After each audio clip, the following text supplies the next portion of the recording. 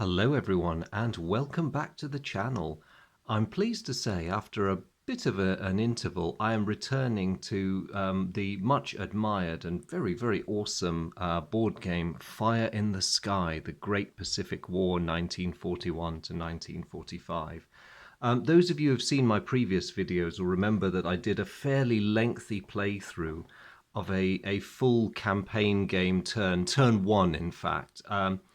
Which took quite a while because a lot happens when you're fighting across the entire breadth of the Pacific. And it was a bit of a one-sided affair because, of course, on turn one, although this game is beautifully crafted so that the Japanese cannot afford to make any mistakes on turn one, they do also have an overwhelming advantage. And in my zeal to demonstrate how naval combat works, I sacrificed all the US Navy's carriers in an absolutely suicidal head-on against their Japanese opposite numbers somewhere north of the Solomons.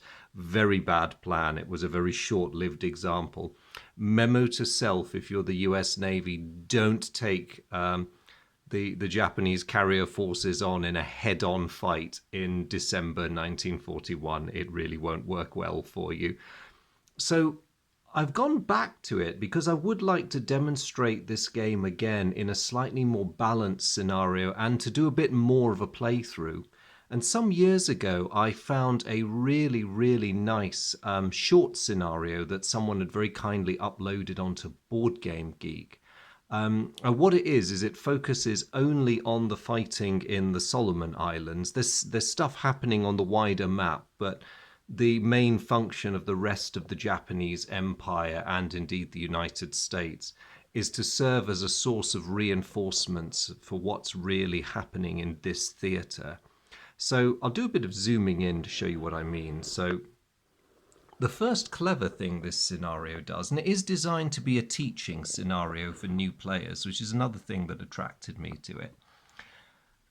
The victory points in the usual run of the game are suspended completely. The only thing you get victory points for are the possession of Guadalcanal, Lae, and Port Moresby. And just to influence the player's decisions, Guadalcanal is worth 15 victory points, Port Moresby is worth 10, and Lae is worth 5. So that really is going to keep the fighting down to this really quite small, compact area in the Solomon Islands. Now, what I like about this is that they've managed to condense the combat into something small and manageable, but without losing the flavour of the wider strategic impact of the giant cat. Hang on, sorry, let me just deal with this unanticipated threat. Come on, Oscar. I'm trying to make a video. Go on, shoot. Oh, well, as you can see, Pearl Harbor has been Pearl Harbored twice now.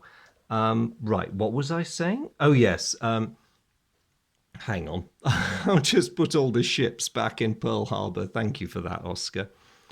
Yes, you don't lose the wider strategic sense of how the game works. So as you can see, the general record track is populated, all the rules relating to Japanese merchant shipping levels, transport points, US transport points, and of course the vital Japanese oil is still represented here. So no game rules are altered.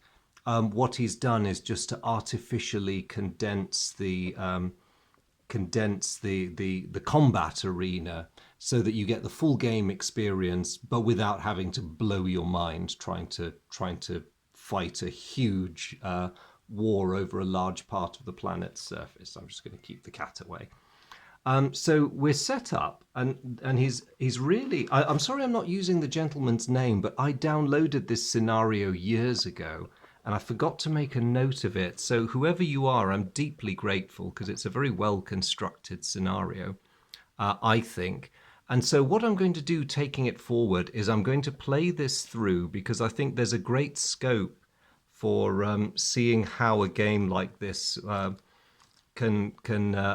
sorry, let me start that sentence again. That didn't make much sense. There's great scope for exploring what this game has to offer without taking too much time over it. Because, of course, the normal game is just set up for the two campaign games, 1941 and 1942. till the end of the war. So it's great to have this as a, a 4-turn, nice condensed thing that we can play with. So what I'm going to do to conclude this video is just give you a sense of what the strategic situation is, so that when I make the next video, we can dive straight into turn 4, which is the starting one.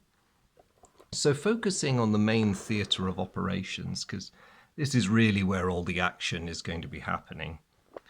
The US Marines have landed on Guadalcanal, they've taken it. They're a nice strong unit, but their position in the short term is pretty precarious. Just to the south, there's only air support at Espiritu Santo even. There's the Australian ground forces at Port Moresby, and they do have air support, but as you can see, they've got problems of their own up here because the Nankai Regiment is at Lae, and they are just itching for a chance to move south if the Australians weaken their position. And also sitting like a very, ignore the giant tail, sitting like a menacing presence in the centre is the Ichiki detachment at Rabaul with a destroyer and cruiser force. Now, that may seem quite wimpy given that the Allies have a carrier task force down at Noumea and Australian light cruisers in Australia. Oh, Oscar, heaven's sake. But actually, it really is quite a potent force. And the reason I say that is because I am playing with all the optional rules, including long lance torpedoes and the Japanese Tokyo Express advantage.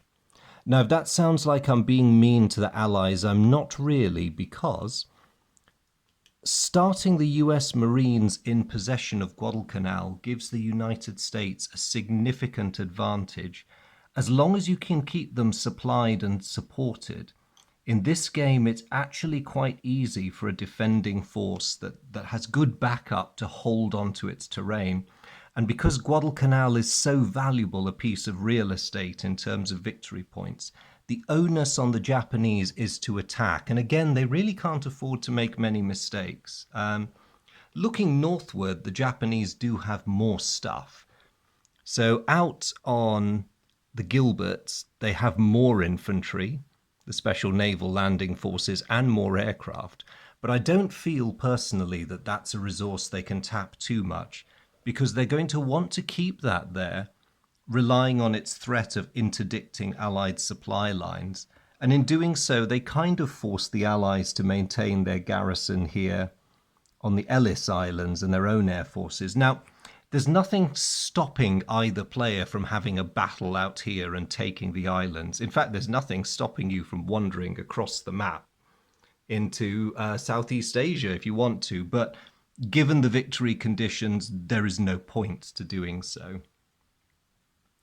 So looking up here, the Japanese have Kawaguchi's detachment at Palau. They have more air units. The Shokaku and Zuikaku carrier task group with additional destroyers at Truk Lagoon. That's quite a potent naval force. And it's the counterbalance to the Saratoga and the Enterprise who are down here. And then finally, in the home islands, there are 2 full-strength divisions beneath a scarily big stack of naval forces. However, those are all battleships, cruisers, and destroyers. Of course, this being the campaign that it is, the vast majority of Japan's major carriers are at the bottom of the Pacific, thanks to Midway. Now, the US doesn't start with nearly as impressive an assemblage. I mean, you've seen what they've got in the Solomons and the waters around Australia. Pearl Harbor's not looking too unhealthy. The 2nd Marine Division is there, and they have the Wasp and Hornet carrier task group. But they are quite weak in surface combatants, and at the moment, the first turn of the game, the Japanese do outgun the US in that regard. But moving over to the reinforcement table, you can see that the picture is soon to change. So this turn, the Japanese will get Yamato and Musashi and Junyo and Hio, the carriers. But the United States gets a steady stream of surface combatants. So they've already got all the carriers they're going to have over the course of this scenario, but they're going to get a lot of battleships and cruisers and destroyers. And by the end, it is actually the United States that will have a significant advantage. So the Japanese have great initial strength, but their advantage is going to dissipate as the game goes on. And that adds to this urgency about them taking Guadalcanal. Now, a tempting strategy might be to wait until they can mass enough infantry to crack Guadalcanal in one decisive blow. Maybe that will work, but again, there is the time limit, and the US are only going to get stronger.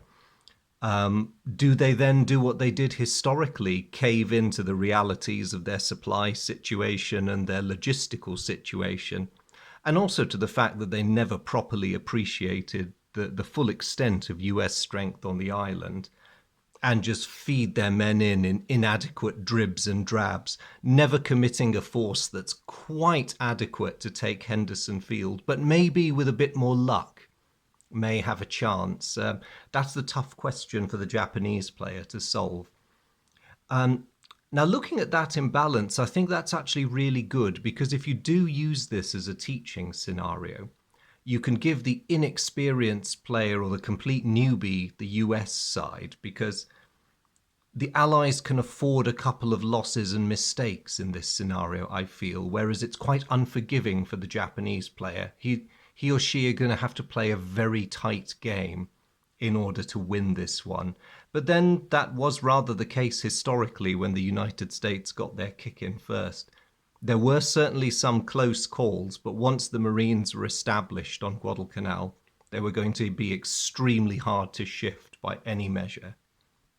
Now, I did toy with the idea of just playing both sides' moves historically and just seeing how the dice played things out. But on reflection, I think when I do get to playing this, I am going to try some alternative strategies for the Japanese, and maybe even for the United States, depending on how things play out. The advantage the US has in going second every turn is that they can pretty much appreciate what the situation is with regards Japanese offensives and their own resources. So a lot will depend on the success or not that the Japanese enjoy. But it will be interesting to see. Of course, if the Japanese can seize Port Moresby, that will give them a draw. But they'd really rather try and win by taking Guadalcanal. So let's see what happens. So that's it from me, really. I think that's a good overview of the strategic situation. As I say, when I start the game in the next video, I will just jump straight into the action. And we shall see how this goes. So I hope all of you who've been waiting for another Fire in the Sky video are pleased to see this back. I certainly am delighted to see this game back on the table, and I'm really looking forward to the next few videos, that is. Thank you so much for joining me, and I hope I'll see you all again as we progress through this campaign. To my fellow Fire in the Sky fans and all my fellow veterans on this channel, a huge and very warm hello to you. Thanks very much for sticking with me and continuing to watch the videos and interact on the channel. I really appreciate all of that. It's so much fun.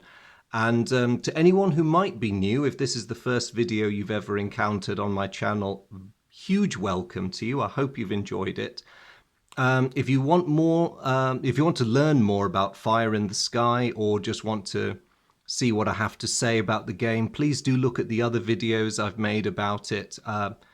And they're all in the playlist. Or if it's wargaming in general that's brought you here, equally welcome. Feel free to have a wander around the channel. I hope you find something else that you like. But wherever you're from and whatever time zone you're watching this from, thank you very much indeed for tuning in, and I look forward to seeing you again soon. Bye.